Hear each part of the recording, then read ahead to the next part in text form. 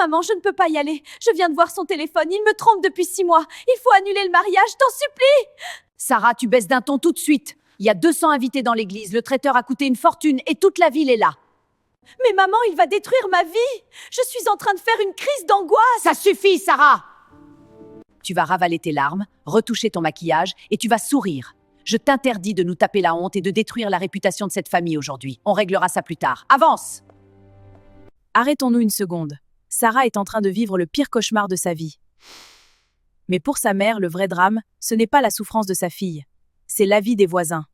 Ce que vient de subir Sarah est une trahison absolue. Au moment où elle a le plus besoin de la protection de sa mère, elle se heurte à un mur de relations publiques. C'est un accessoire de réputation. Les diplômes de l'enfant, ou ici, son beau mariage, servent uniquement de trophée pour que les parents puissent parader devant la communauté.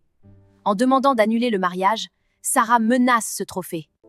On demande à Sarah de sacrifier des années de sa vie dans un mariage abusif, uniquement pour préserver la belle image de la famille pendant une seule journée de fête. Si Sarah cède, elle intègre un virus psychologique terrible, l'idée que ses propres émotions n'ont aucune valeur face à l'opinion des autres. Elle passera sa vie à jouer un rôle d'épouse parfaite pour un public qui au fond se moque bien de son bonheur. Ma robe! Je ne peux plus faire ça! Sarah, attends! Alors, que doit faire Sarah?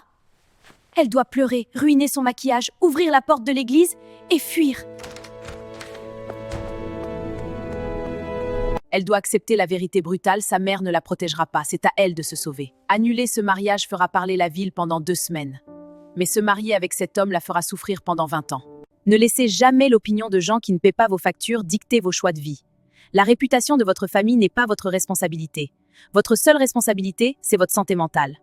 Ne laissez jamais l'opinion de gens qui ne paient pas vos factures dicter vos choix de vie. La réputation de votre famille n'est pas votre responsabilité. Votre seule responsabilité, c'est votre santé mentale. Avez-vous déjà dû mentir pour sauver les apparences de votre famille? Racontez-le moi en commentaire.